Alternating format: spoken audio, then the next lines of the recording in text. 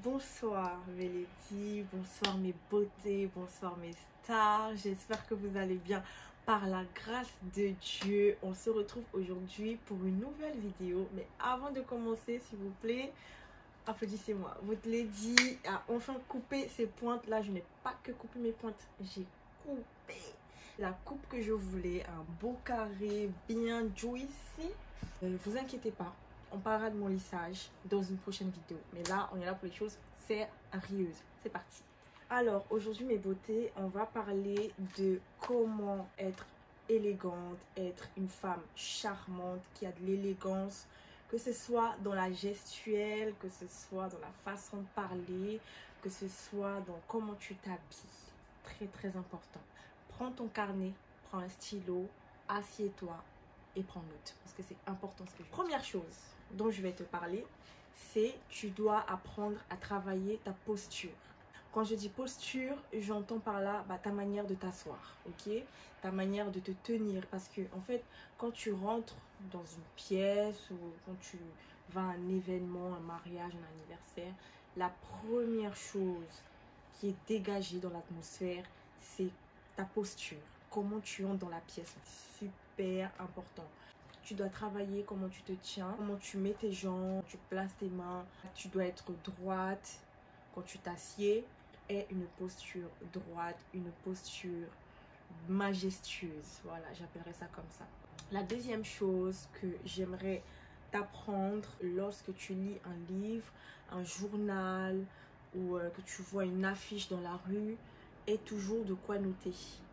Je sais qu'une vraie femme a toujours un carnet et un stylo dans son sac. Moi, personnellement, j'ai toujours un stylo. Toujours. Bon, mon agenda, je peux pas me le trimballer partout. Mais tu peux t'acheter des petits carnets. Bon, celui-là, il est gros, ok. Mais il y en a des plus petits que ça. Très, très petits que tu trouves chez Fnac. Tu glisses ça dans ton sac. Si même tu es dans une conversation avec quelqu'un ou un groupe de personnes et qu'il y a des mots que tu ne connais pas ou des sujets que tu ne connais pas, tu les notes, ok. Même sur ton téléphone aussi, tu peux les noter. Quand tu as du temps et que tu es libre, tu reprends tous ces mots-là, tu cherches la définition de ces mots sur Google, tu notes la définition. Et ces mots-là, ce que tu vas faire, tu vas les employer dans ton quotidien. Ce que je te dis, c'est ce que j'ai appris à faire. La troisième chose que je te conseille de faire est de bosser ton éloquence. Je vais prendre un buzz qui a fait effet la semaine dernière. Il s'agit de Secret Story Afrique, oui, que je regarde. Enfin, parenthèse, malheureusement, j'ai pas Canal+, d'accord. Donc moi, je regarde les débriefs et je trouve les débriefs plus intéressant que de regarder le truc en lui-même. Il s'agit de, comment elle s'appelle déjà la jeune femme? Elle s'appelle Stéphanelle. Stéphanelle, c'est une jeune femme camerounaise qui a fait une émission qu'on appelle Bachelor. Elle a vraiment un corps magnifique, mais le corps, ça fait pas tout. Ok, ça on le sait, la beauté, ça fait pas tout. La jeune et belle Stéphanelle est présentatrice dans le Secret Story Afrique. Et elle s'est fait bombarder parce que elle était en direct et après elle s'exprimait au candidat d'une manière très familière comme ça, très quartier, d'après les gens, hein, d'après les gens qui bien sûr ne rigolent pas quand il s'agit de réseaux sociaux, d'internet, on te lynche, ça on le sait tous. Et il y en a qui vont pas de main morte. Comme quoi elle n'est pas digne d'une présentatrice, blablabla, blablabla. Et moi, le conseil que je te donne, que je peux te donner, c'est vraiment de bosser ton éloquence. Bosser ton éloquence, on ne se lève pas un beau matin et on sait parler. Il y en a, Dieu leur a donné ce don-là. Mais d'autres, comme les nous, je m'inclus dedans, ok? On n'a pas ce don, c'est un truc qu'on doit travailler. Je prends exemple sur moi maintenant. Je suis née au Cameroun, d'accord? Je suis d'origine camerounaise. Ouais, je vous glisse ça comme ça parce que j'en ai vraiment jamais parlé, je pense. Je suis née au Cameroun, j'ai grandi au Cameroun jusqu'à mes 17 ans. Et je n'ai pas le souvenir qu'au Cameroun, à l'école, on faisait pas beaucoup d'oraux. C'était vraiment des oraux, ça faisait pas peur, quoi. Sauf que quand moi, je suis arrivée en France, j'ai dû changer de filière. Et bon, je sais m'exprimer parce que au Cameroun, on est bilingue, ok, on parle français, anglais.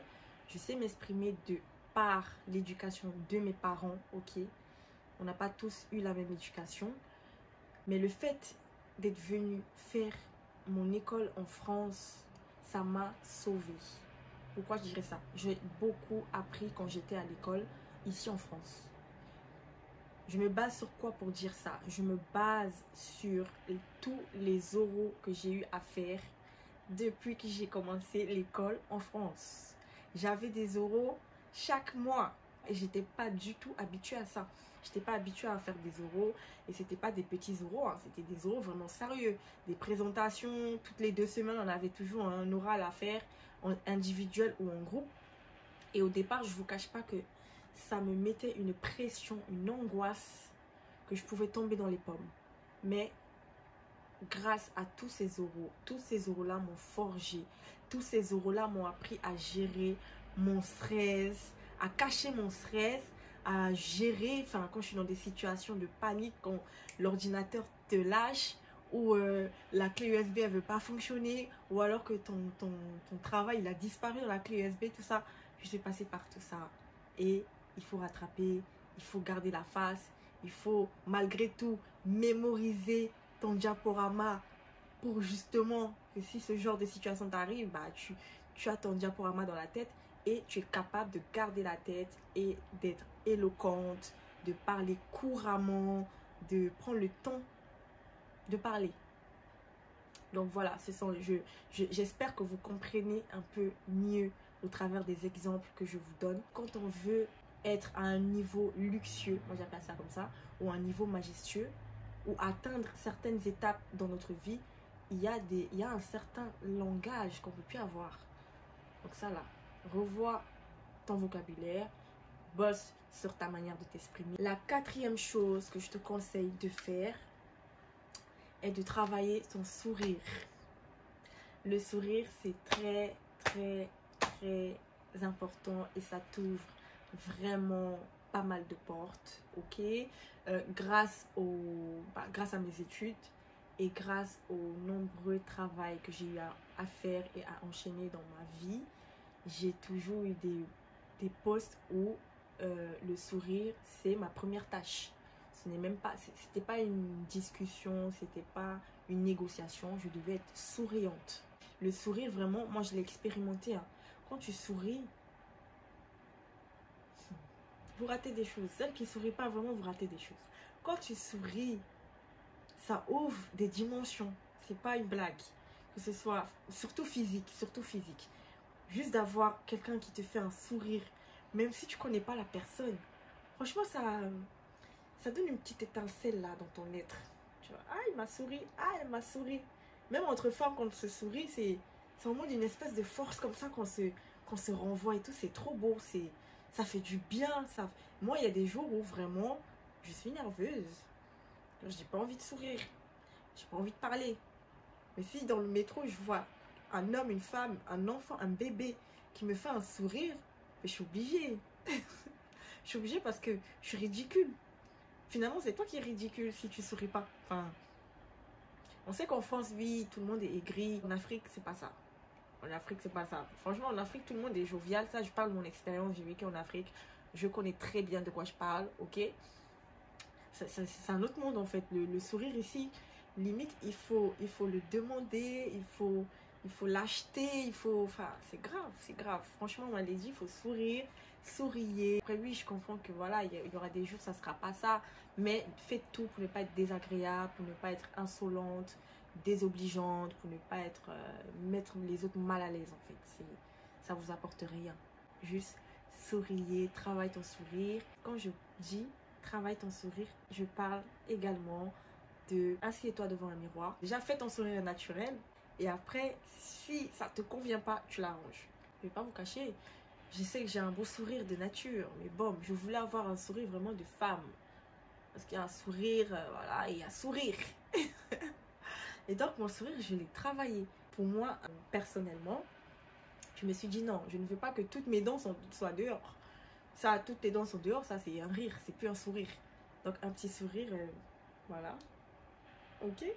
La 5e chose que je te conseille à faire est faire attention à ta gestuelle. Ta gestuelle doit être raffinée jusqu'à la pointe de ton ongle. On doit le voir. On doit voir ta finesse, ta subtilité dans ta gestuelle. Tu comprends un peu ce que je veux dire? Je regardais une vidéo de So Charmante. J'aime bien cette femme aussi. So Charmante, elle donnait des conseils de manière de sourire. Ou je sais plus, je connais plus le thème de la vidéo. Et elle disait, au lieu de faire un au revoir comme ça, tu peux faire ça. C'est plus charmant. Tu ouvres des portes, vraiment. Et même, c'est très élégant, c'est très charmant. C'est juste magnifique, quoi. Une femme qui est dans sa féminité comme ça, c'est magnifique. Testez. Testez, vous allez me dire en commentaire. 6e chose que je te conseille à faire, travailler sur la gestion de tes émotions. Il faut que tu te connaisses, ok? Il faut que tu te connaisses, il faut que tu vois où sont tes failles. Il y a quelqu'un qui m'avait dit un jour, Serena, quand tu as tes émotions, prends en compte ton environnement aussi. Ça regroupe les membres de ta famille, tes amis, ton mari, si tu en as un, ta femme, si tu en as une, tes enfants, ton fiancé, tes grands-parents, ton père spirituel, ta mère spirituelle, bref, c'est tout ce monde-là. Et même les personnes que tu ne connais pas, tes collègues au travail, même les inconnus dans la rue. Il ne faut pas que ça ait un impact sur les autres. Mais encore une fois, il y a des jours, ça ne va pas. Dans ce cas, tu te retires, tu te mets en congé, tu prends congé de ton environnement et quand ça ira mieux, que tu auras appris à gérer tes émotions toi-même, parce que ce n'est pas les autres qui vont les gérer pour toi, quand tu auras appris à gérer, à digérer l'émotion, parce qu'il faut accepter l'émotion. Oui, il ne faut pas refouler. Si tu refoules, ça va te rattraper.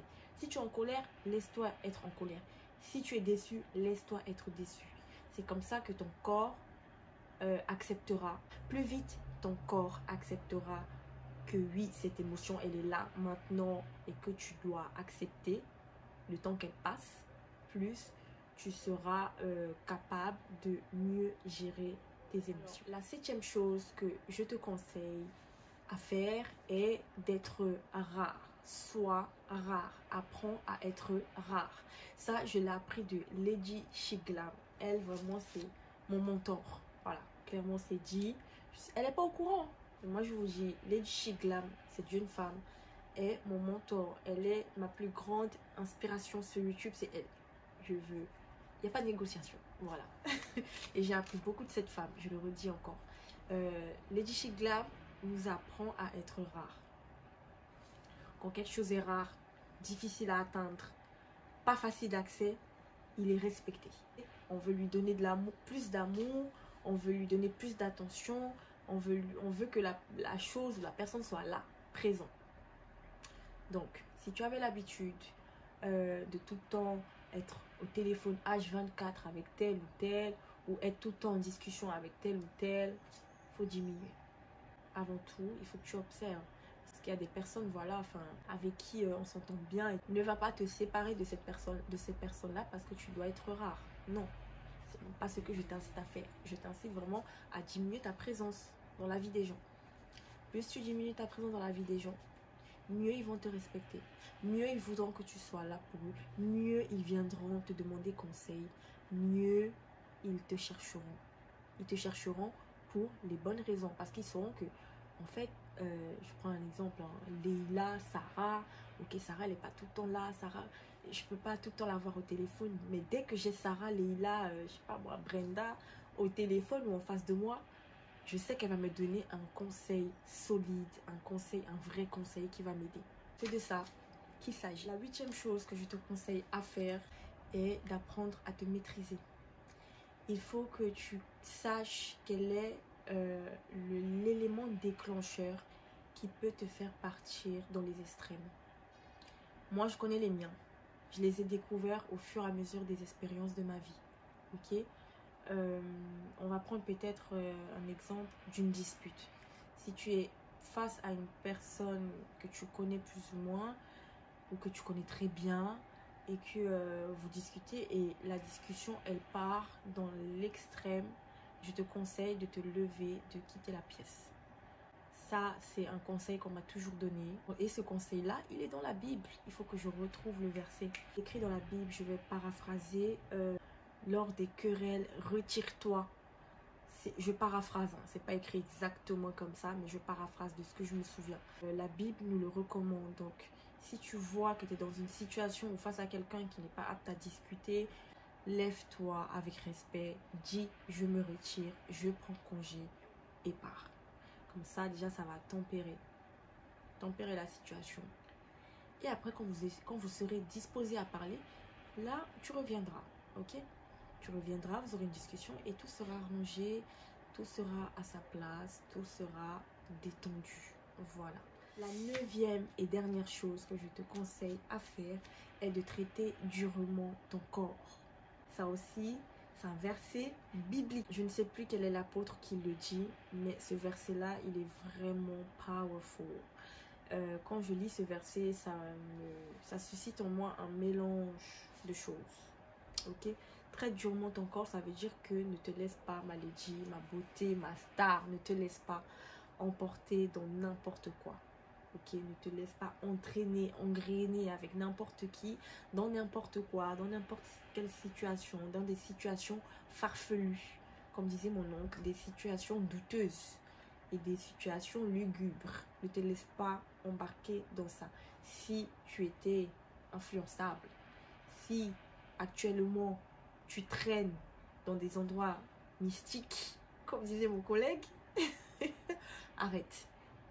Arrête, coupe tes pieds de là, sors tes pieds de là, pour pas dire de les couper, sors tes pieds de là, retire-toi, reste tranquille dans ton coin et apprends à fréquenter des lieux majestueux, des lieux sains, des lieux beaux, des lieux où ta vie n'est pas en danger. Il n'y a pas que ça, hein, bien sûr, il y a d'autres situations où voilà, peut-être que tu es peut-être accro à quelque chose, je ne sais pas, je ne vais pas en citer. Chacun sait à quoi il est accro. Si tu es accro à quelque chose et que c'est néfaste, tu sais que c'est néfaste pour toi, tu sais que ça va t'engrainer dans des situations que tu vas regretter. Parce que quand on a une situation en face de nous, on ne réfléchit pas aux conséquences là. Les conséquences, on en prend compte quand on subit les conséquences, quand on vit les conséquences. Fais attention, je sais de quoi je parle pour avoir été moi-même dans des situations mystiques, d'accord, des situations qui m'ont engrainé dans des choses qui ne glorifient pas Dieu et qui tout simplement ne glorifient pas mon corps, ma personne, mes valeurs. Franchement, après, on se sent trop mal. Surtout quand tu as le Saint-Esprit en toi, ton corps, il ne veut pas être dans des endroits mystiques. Voilà, moi je vais appeler ça comme ça. Voilà, c'était tout pour moi, Melody. J'espère vraiment que tout ce que j'ai dit vous apportera quelque chose dans votre vie et que ça vous servira. Et moi-même, je vous assure que je réécoute mes vidéos. Je réécoute mes vidéos et moi-même, ça me booste en fait. Ça me fait des rappels comme ça. N'hésitez surtout pas à me dire ce que vous en pensez dans les commentaires. J'attends vos commentaires. J'ai l'impression que vous êtes timide avec les commentaires. Qu'est-ce qu'il y a? Vous me laissez des commentaires, comme ça je saurai que le contenu vous intéresse, que le contenu vous édifie, que le contenu vous aimez. À la fin de cette vidéo, ce que je dis ici, bien sûr, ce n'est pas que ça qui existe. Il y a d'autres points sur lesquels on pourrait parler. Ces points-là, ce sont ceux qui me viennent à l'esprit et dans le cœur. Et je rends grâce à Dieu pour cette vidéo aussi, parce qu'elle me vient de Dieu. Vraiment, Seigneur, merci. Merci à vous, merci à toi d'avoir regardé cette vidéo. Et on se dit à très très vite pour une nouvelle vidéo. Bisous.